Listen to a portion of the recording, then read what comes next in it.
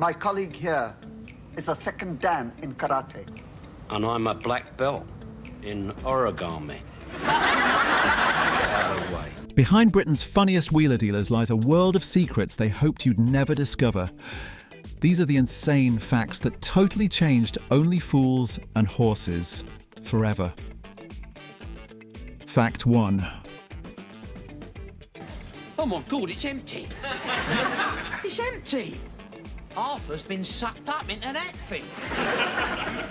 When Only Fools and Horses was first pitched, Dellboy wasn't meant to steal the show. The BBC thought Rodney would be the main focus.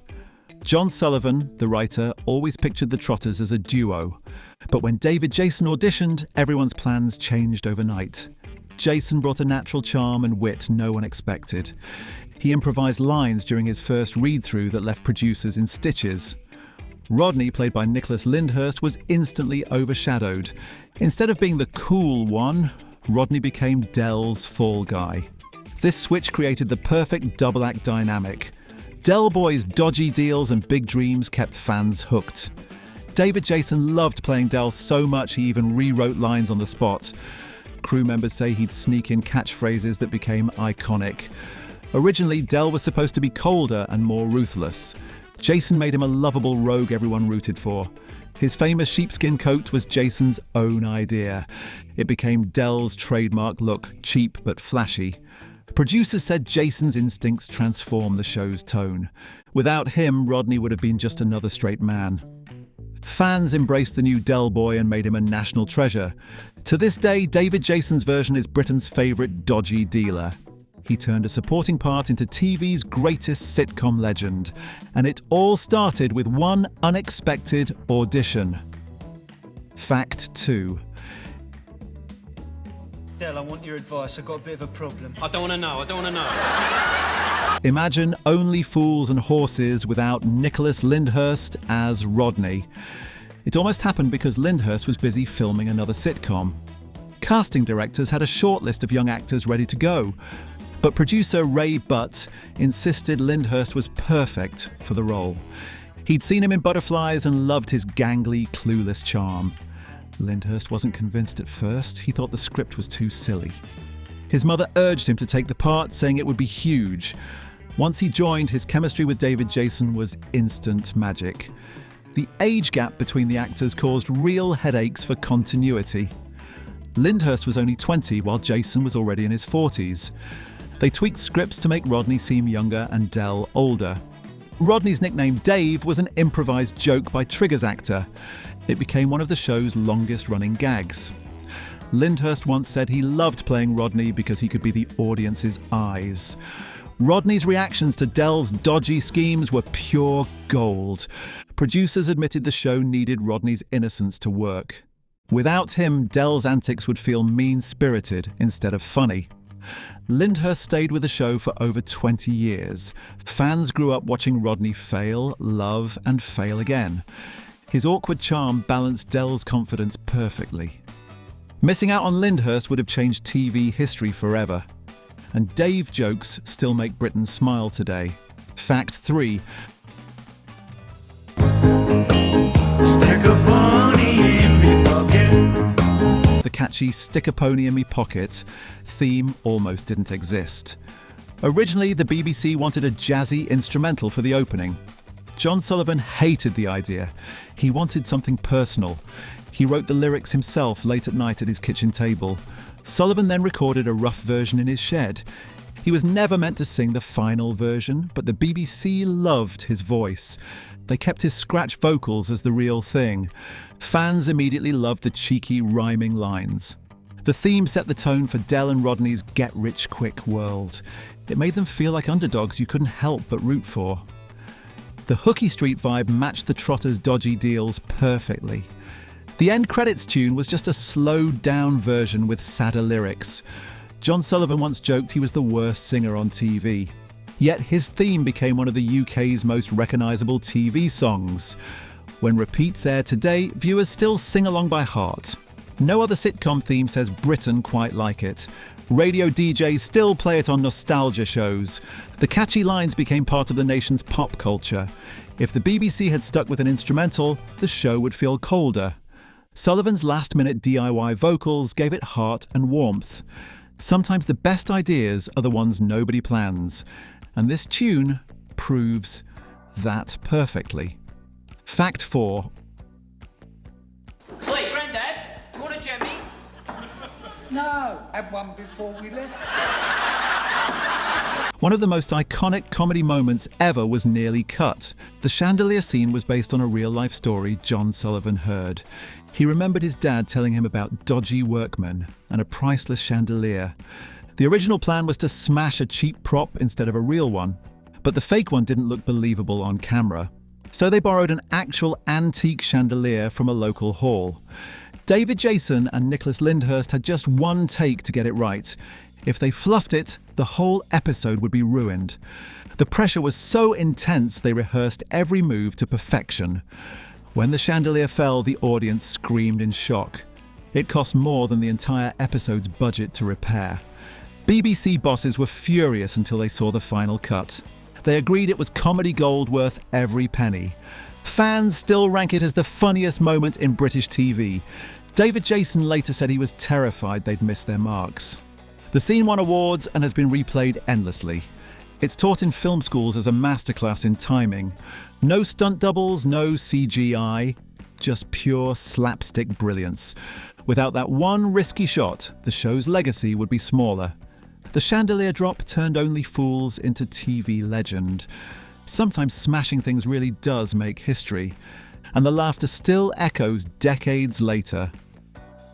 Fact 5. Trigger, you haven't got a family history. You were created by a chemical spillage at a germ warfare factory somewhere off the Deptford Coast. Maybe, but I still feel proud. Trigger calling. Rodney Dave was never in the script. Actor Roger Lloyd Pack slipped it in as a one-off joke. The audience laughed so hard it became a running gag. Trigger's deadpan delivery turned it into gold every time. Writers quickly added more lines to keep the joke alive. Rodney's frustrated "My name's Rodney" became iconic. Even Nicholas Lyndhurst loved how stupid it made Rodney look. Roger Lloyd Pack kept it going for years without overdoing it. Fans waited for the Dave line in every scene Trigger appeared. It helped define Trigger as the show's lovable idiot. Off-screen, Lloyd Pack was the exact opposite, clever and thoughtful. He said the Dave joke was his proudest sitcom moment. Producers admitted it was the easiest laugh in TV history. When Lloyd Pack died, fans posted Dave tributes everywhere. Memes and t-shirts still keep the gag alive. Kids who never saw the show still quote Dave. It's proof that the smallest improv can become legendary. Trigger's Dave sums up British humour perfectly. Simple, silly, and somehow timeless. Without that slip, Trigger might have faded into the background, and instead, he's one of the show's most beloved characters, and Rodney will always be Dave to Britain. Fact 6.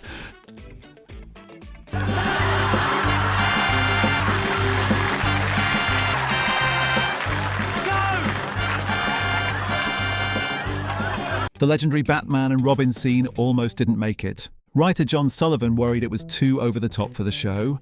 David Jason and Nicholas Lyndhurst were hesitant at first too. They thought the costumes looked ridiculous on them, but the director convinced them it was the perfect gag. They filmed the late-night run through the foggy street in one take. The sight of two grown men in cheap superhero outfits cracked everyone up. When they turned the corner and found the muggers, it was pure gold. The studio audience laughed so loud they had to reshoot the ending. David Jason later said he'd never felt so stupid and so proud at once. The scene became one of the most replayed clips in British sitcom history. It's still voted the funniest Only Fools moment by fans. No fancy stunts, just two fools saving the day in pound shop spandex. John Sullivan said the Batman bit summed up the Trotters perfectly. Big dreams, small budgets, but always trying to be heroes. The costumes are now in a British TV museum. Fans dress up as Dellboy Batman every Halloween. It even inspired charity fun runs with people in the same suits. David Jason once joked he can't see Batman without hearing the theme tune. If they'd listened to their doubts, the scene wouldn't exist. Sometimes the silliest ideas become the most legendary. And the Batman run keeps fans laughing every Christmas. Fact 7. Where's Grandad? I don't know.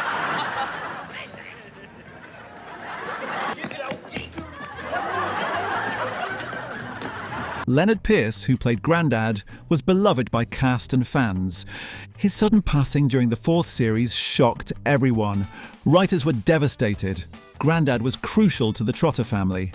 They decided the show had to go on, but didn't know how. Sullivan introduced Uncle Albert as a last-minute replacement. Buster Merrifield, who played Albert, was a complete unknown. He auditioned with a real sailor's beard and perfect during the war. Stories. Fans were nervous at first, missing Grandad's grumpy charm, but Uncle Albert's clueless stories quickly won everyone over. His catchphrase during the war became comedy gold. The switch kept the family dynamic fresh and relatable. Merrifield had actually served in the Royal Navy for real. His real-life tales gave Albert more authenticity. Cast members said Buster fit in instantly, like he'd always been there. They filmed a touching funeral scene for Grandad that fans still remember. It was rare for sitcoms to handle grief so honestly back then. The transition proved only fools could adapt and survive change. Uncle Albert stayed for over a decade of episodes. His stories drove Dell and Rodney mad, and fans loved every minute. Replacing Grandad was the hardest choice they ever made, but it turned a tragedy into one of TV's greatest comebacks. And Uncle Albert became family to us all. Fact 8. Play it nice and cool, son. Nice and cool, you know what I mean? Dellboy falling through the wine bar flap is the most famous scene ever, but most people don't realise it was an accidental idea. The script only said Dell would lean coolly at the bar. David Jason saw the loose bar flap during rehearsal. He whispered to the director that he could fall through it for real. They only had one chance to film it, without hurting him. The timing with Trigger's line had to be perfect. David rehearsed the lean until he could drop like a stone. When it happened, the studio audience screamed with laughter. Jason got up with barely a scratch. True pro. The outtake has never been topped in slapstick TV. It's still shown in every best TV comedy moments countdown. David Jason said he owed half his career to that pratfall. He won awards for physical comedy thanks to that scene alone. Bars around the UK have Dellboy flaps now as tributes. Fans love recreating it, often with painful results. It shows how fearless David Jason was with physical stunts. No stuntman, no CGI, just old-school sitcom magic. The scene made Only Fools an international comedy legend. Sometimes you just have to fall flat on your face. And Dellboy's fall is the gold standard of British slapstick. Proof that the best laughs hurt a bit. Fact 9. What the bloody hell am I doing in Hull? This is where Denzel brought you, innit? He's most probably got a load to pick up. In the late 80s, the show's ratings started to dip. The BBC worried viewers were getting bored of the same old trotter jokes. John Sullivan pitched an idea for feature-length Christmas specials. He wanted to tell bigger stories with more emotion and adventure. The first special, A Royal Flush, pulled in record numbers. Fans loved seeing the Trotters mix with posh high society. The extended format gave room for more heartfelt moments. Scenes like Dell comforting Rodney after heartbreak hit home. Christmas episodes became the show's biggest yearly event. Millions tuned in on Christmas Day, making it a tradition. Each special felt like a mini-movie with better sets and stunts. Dell and Rodney's adventures got more outrageous every year. Winning the lottery, buying chandeliers, fans couldn't get enough. The 1996 special Time on Our Hands broke all records. Over 24 million people watched Dell finally become a millionaire. That finale is still the UK's most watched sitcom episode ever. Critics called the specials the secret to the show's longevity. Without them, Only Fools might have fizzled out quietly. Instead, it ended on the biggest possible high. Christmas became trotter time for the whole country. One idea saved the show and made it immortal. And the trotters always knew how to make Christmas dodgy. Fact 10. After the emotional finale in 1996, the Trotters' story seemed over. But fans demanded more. They couldn't let go. The BBC begged John Sullivan to bring the boys back. He resisted for years, fearing a comeback might ruin perfection. Eventually, he agreed to 3 final Christmas specials in the early 2000s. David Jason and Nicholas Lyndhurst returned without hesitation. They wanted to say a proper goodbye to Britain's favourite family. The new episodes showed Dell and Rodney broke again. Classic trotters. Critics were mixed, but fans loved seeing the old magic. Dell's schemes were as hopeless as ever, and Rodney was still Dave.